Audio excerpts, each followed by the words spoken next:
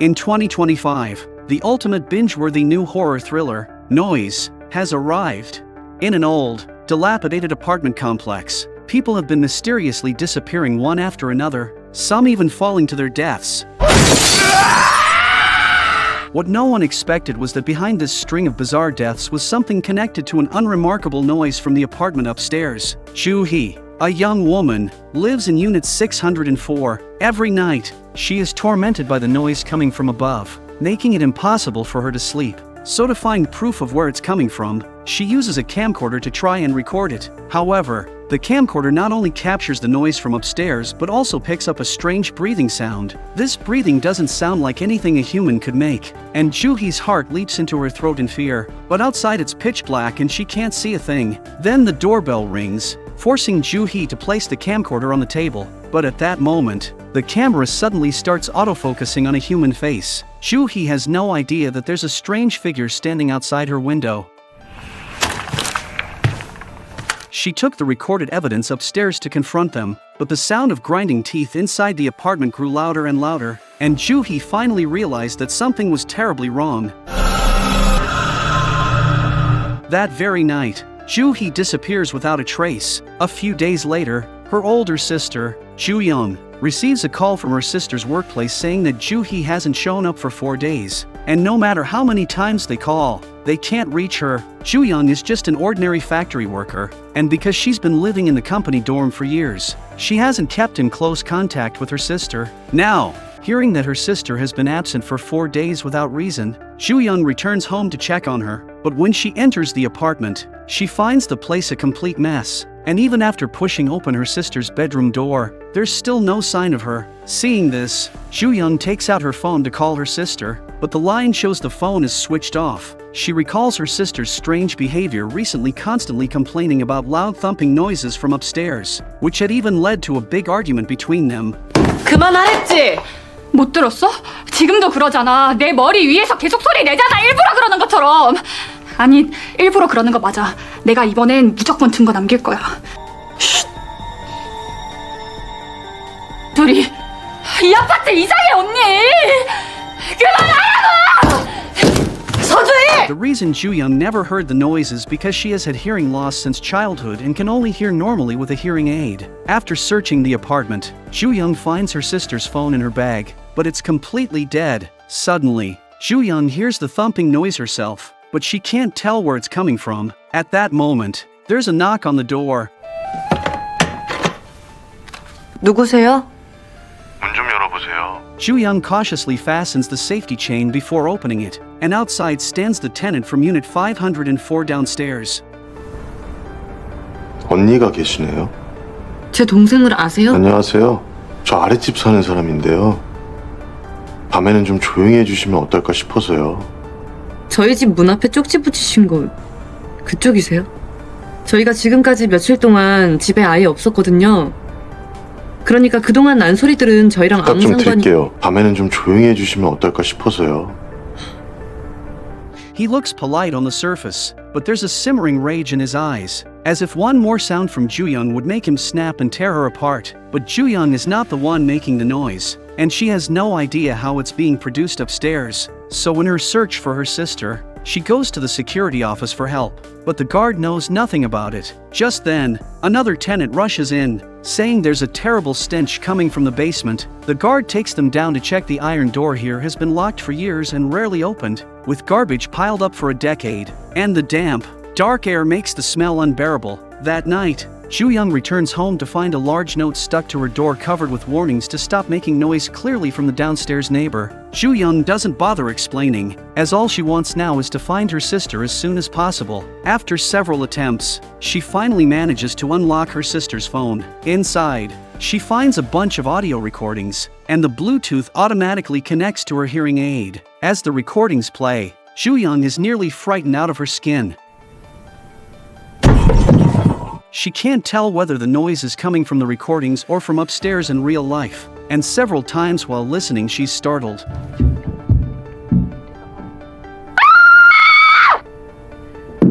개새끼들 죽여버리기 전에 제발 조용히 하라고! 조용히 하라고 좀! The next day, her sister's boyfriend, Ki-hoon also comes by, worried because he hasn't been able to reach Joo-hee either. The two decide to search for her together, but that same night, the man from Unit 504 comes knocking again. Ki-hoon tells Joo-young not to worry and goes to deal with it himself, while she hides to avoid being seen. 왜요? 이 밤중에 예의도 없이.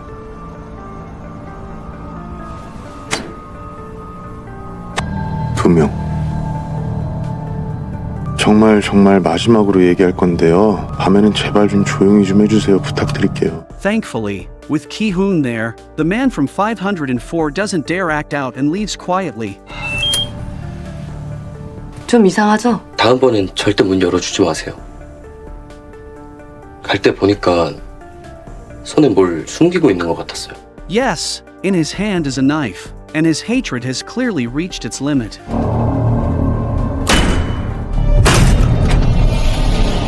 Later that night, Joo-young is washing up before bed when she seems to hear her sister's voice calling. It sounds like it's coming through the water pipes, but when she listens closely again, the voice is gone. In the middle of the night, needing to use the bathroom, she turns around and sees a figure outside the window moving closer and closer, making her break into a cold sweat at this hour. She can't imagine it being anything but a ghost.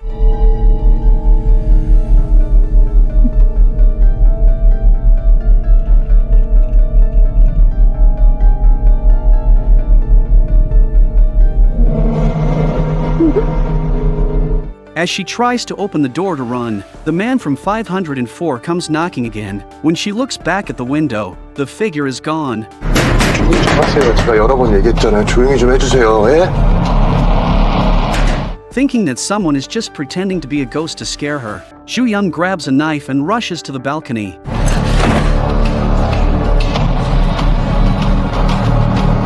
After confirming that the man outside has left, she finally breathes a sigh of relief. But the man from 504 is not so lucky.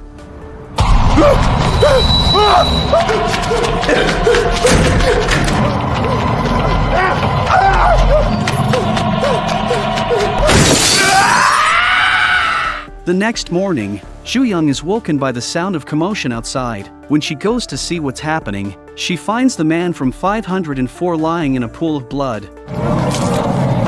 서주영 씨? 504호 저 사람이에요. 계속 저 협박한 사람.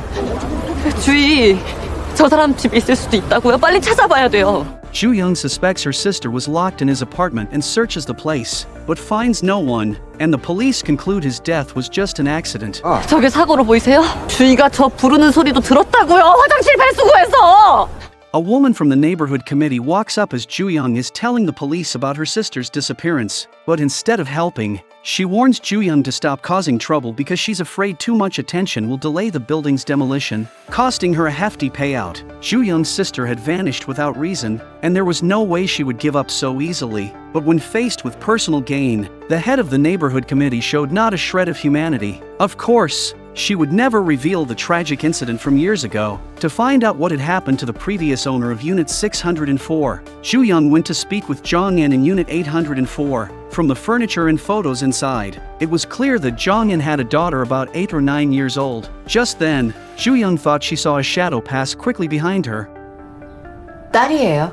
아이가 너무 예쁘네요. She explained why she had come, wanting to know about the previous tenant of 604 and the crazy woman from 704. Jong-in told her everything without holding back. Years ago, the crazy woman from 704 often came upstairs to complain, saying the sound of a child's footsteps was far too loud and was seriously disturbing her rest. All Jong-in could do was apologize repeatedly, promising to be more careful next time, and only then did the crazy woman calm down and leave. But the noise problem never went away. Eventually, the woman was completely driven mad.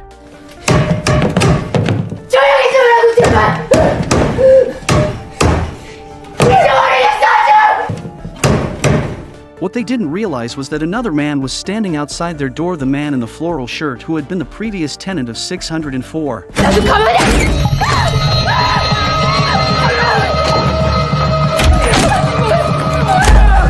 Because of the noise problem, the man in the floral shirt went to confront the crazy woman in 704, but after he killed her, he disappeared completely. 그럼 지금 저희 윗집 704호에는 누가 살고 있는 거? 지금 704호는 빈집이에요. 빈집이라고요? If 704 was left empty, then what exactly was the noise that Joo-hee had been hearing every night from upstairs? To get to the bottom of these strange questions, Ki-hoon looked into the security footage of the floral shirt man's comings and goings. The last photo showed him in front of the first floor elevator, and there was no record of him making purchases outside the complex. It was as if he had vanished into thin air within the building. Ki-hoon suspected the man might be hiding in the one place people were most likely to overlook. As soon as they heard this, everyone thought of the basement that hadn't been cleaned in 10 years, a place that might hold hidden secrets. That night, the two of them quietly slipped into the basement. The stench was overwhelming, and piles of trash were everywhere. To avoid drawing attention, they didn't turn on the lights. Inside, they found 2 iron doors. To speed things up, they split up to search separately. In the chaotic pile of garbage, Ki-hoon did indeed find the corpse of the man in the floral shirt. He tried to film it with the camcorder, but a piercing noise suddenly rang in his ears.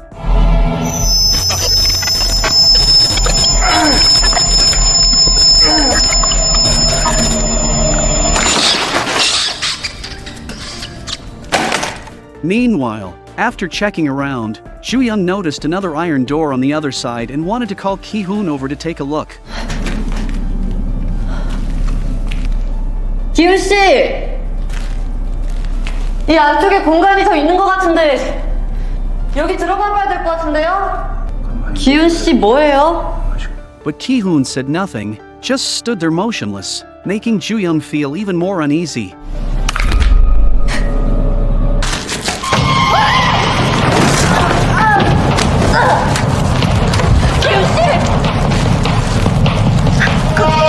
In a panic, she grabbed a rock and struck Ki-hoon, knocking him to the ground. She rushed to her feet and ran for the exit, but it seemed Ki-hoon had lost all reason and kept chasing her relentlessly.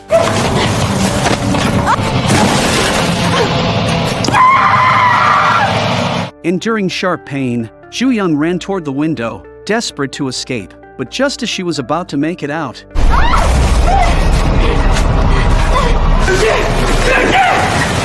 when Joo-young regained consciousness, she was lying in the neighborhood committee head's office. It turned out the woman had found her while doing a late-night inspection, and she told Joo-young, Jong-in's daughter died in a car accident years ago. Hearing this, Joo-young froze in terror. Could it be that the child she had seen in Jong-in's apartment wasn't even human?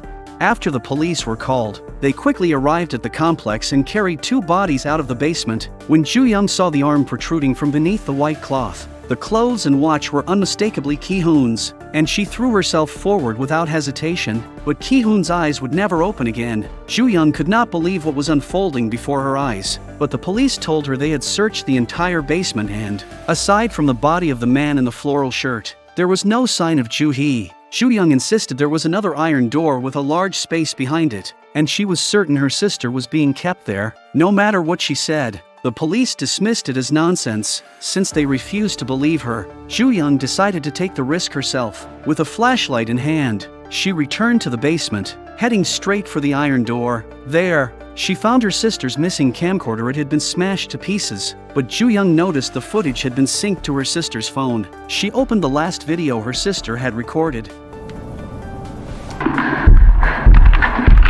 The footage clearly showed what happened before Joo-hee disappeared. She slowly stepped into the room in 804, where several vibrating devices were rattling away to create the noise. Through a gap in the door, she saw Jong-in speaking to her daughter, but when she looked closer, there was no one there. 이 옆집 아줌마가 자꾸 뭐라고 해? 옛날 아랫집 아줌마처럼 엄마가 콱 죽여버리면 되니까. Terrified, Joo-hee turned to run, only to be shoved to the ground. 들었니? 혼자 뭐 하는 거야? Joo-young then saw the truth. The one who had harmed her sister was Jong-in from 804. In a dark corner of the wall, Joo-young finally found her sister bound hand and foot. Thankfully, Joo-hee was still breathing, and Joo-young hurried to lead her out. But in the darkness, someone stood at the doorway. It was Jong-in.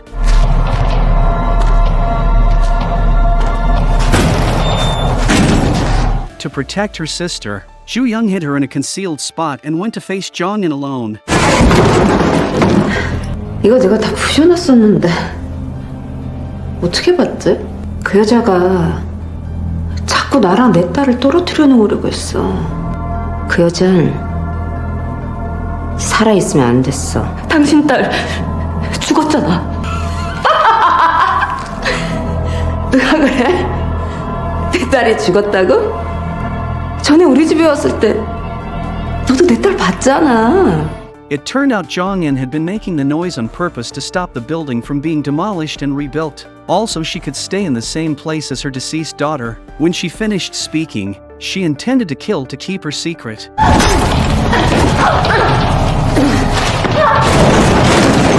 The two women wrestled fiercely, but with Jong-in wielding a hammer, Ju-young quickly fell into a disadvantage. Just as the hammer was about to smash into her head, the sound of grinding teeth came from behind Jong-in.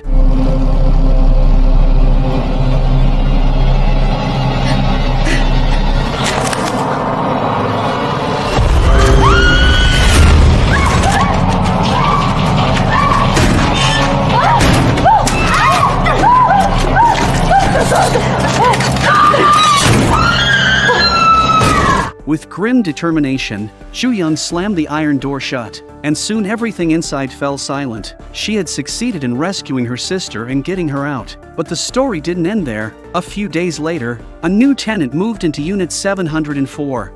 안녕하세요. 혼자 사세요? 동생이랑요? Ju-hee was clearly standing in the room, but in the tenant's eyes, there was no one there at all. She had no idea that she was about to be pulled into a terrifying whirlpool. 조심해야 돼요. 여긴 서로 다 들리니까.